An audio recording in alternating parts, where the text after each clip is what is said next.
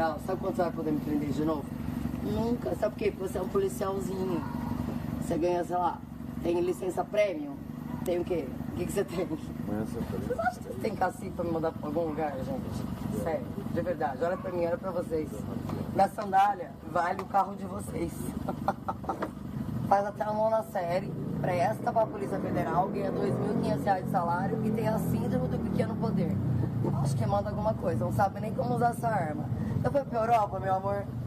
Vou te falar, vai pra Itália pra você ver o que são os policiais. O caso foi registrado na Polícia Civil como flagrante de desacato, resistência e preconceito de raça ou de cor.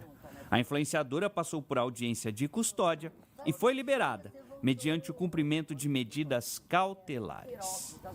Não, é o fim, né? Não dá. Essa parte do vídeo é a pior, inclusive. E esse vídeo tomou uma repercussão nacional em todos os lugares. Impressionante. Inclusive, o comportamento exibido aí nas imagens, né, gerou debates intensos nas redes sociais, entre críticas e uma enxurrada de opiniões também. A repercussão ultrapassou o campo político e levantou uma discussão, né, ampla aí, curiosidade, julgamento, envolvimento emocional das pessoas. Para a gente entender o impacto psicológico dessa exposição e o comportamento coletivo diante de casos, né, como esses que viralizam pela internet, a gente vai conversar agora com o psicólogo Felipe Gomes, que já está aqui no estúdio com a gente. Doutor, prazer em recebê-lo, bem-vindo aqui ao nosso programa, viu? Prazer é todo meu, Gil. Doutor, o que o comportamento exibido no vídeo pode revelar do ponto de vista psicológico, diante dessas imagens e esse vídeo que a gente acabou de acompanhar? Então, vamos lá, prazer a todos os telespectadores também. Eu vou me posicionar aqui do ponto de vista estritamente técnico, inclusive sem fazer juízo de valores, mas para poder falar como a psicologia forense, no caso, a psicologia jurídica, vai dar o tratamento para esse tipo de situação. Primeiro ali, no caso, o que nós vemos é justamente essa conduta, né, dela ali que aparece no vídeo, que repercute nas redes sociais e que aparece o advogado de defesa, inclusive, demonstrando, né, os problemas de comportamento que ela tem, justamente com questão de medicamentos, antidepressivos, possível transtorno bipolar, uso de álcool, inclusive, na situação. O fato é que nada dessas questões, elas vão tirar a responsabilidade do autor aí da conduta, né? Embora nós sabemos que o uso de álcool também é um grave problema de saúde mental, ele deve ser considerado um problema de saúde mental. E o fato é que para a psicologia jurídica, nesse tipo de situação, tanto a perícia quanto uma assistência técnica vai precisar avaliar justamente ali o histórico de vida, né? A condição de entendimento no ato ali do fato e questões de problemas emocionais transitórios, eventualmente, ali no momento da situação. Doutor, me diga uma coisa, há algum traço de impulsividade nessa mulher, uma necessidade de afirmação ou busca por atenção envolvida, doutor?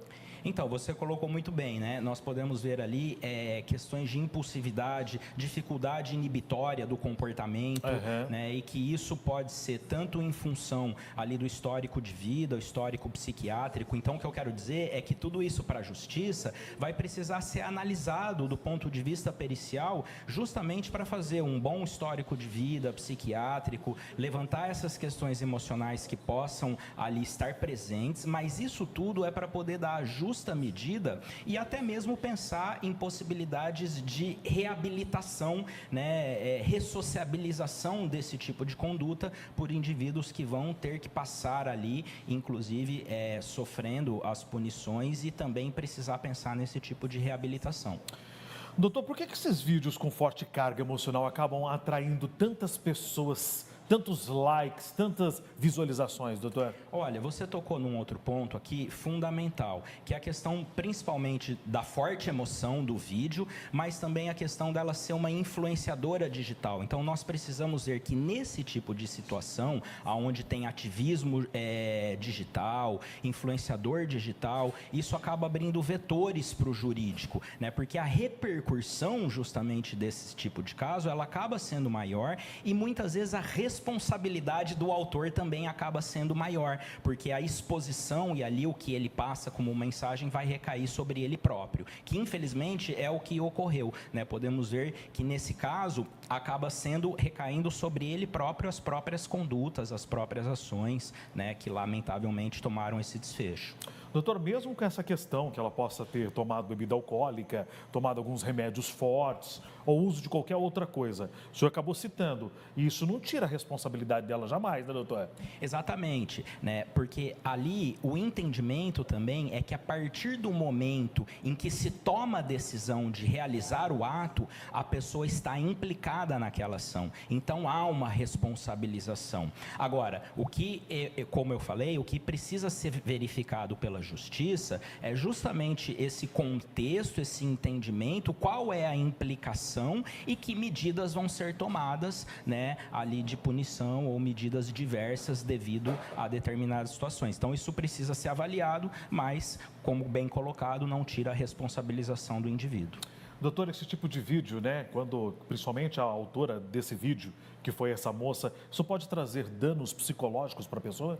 Olha, certamente também tem essa implicação, né? Além do problema, muitas vezes, do envolvimento com a lei, situações como essa, né, muitas vezes podem até ser recorrentes, e os danos, obviamente, se não houver tratamento adequado, né, principalmente, esses danos recaem sobre a própria pessoa e eles vão se agravando, né? Então, muitas vezes, são problemas ligados à saúde mental também, que às vezes levam os indivíduos a terem problemas também com a lei.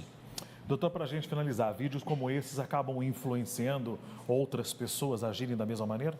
Olha, vídeos como esse acabam tendo uma influência negativa. Isso também revela um outro aspecto muito importante, que nós devemos estar atentos justamente aos influenciadores. Está aí mais um exemplo de alguém que não vive o que fala, né? Então, devemos desconfiar dos influenciadores, da mensagem que é passada, porque essa influência, ela é muito forte e muitas vezes tem uma mensagem negativa. E quando acontece esse tipo de situação ainda, a mensagem que está deixando, ela é uma mensagem muito negativa, né, aí que infelizmente pode até acabar influenciando pessoas, né, a dar vazão para esse tipo de sentimentos, né, negativos, de inferioridade, discriminação, esse tipo de conduta. Um simples vídeo, muitas vezes nas redes sociais, traz um grande problema que as pessoas nem imaginam o tamanho, né, doutor? Precisamos ter essa dimensão, como você muito bem colocou, da dimensão do dano. Então, a questão da rede social, né, da cidadania digital desse ambiente, vai trazer uma potencialização muito maior do dano. E certamente, nesse caso aqui, o que nós estamos vendo é que o efeito de tudo isso é um efeito nefasto, devastador. Doutor, obrigado pela sua presença, bastante esclarecedor a sua entrevista aqui conosco, viu? Eu que agradeço, uma ótima tarde e muito obrigado. Um grande abraço, doutor.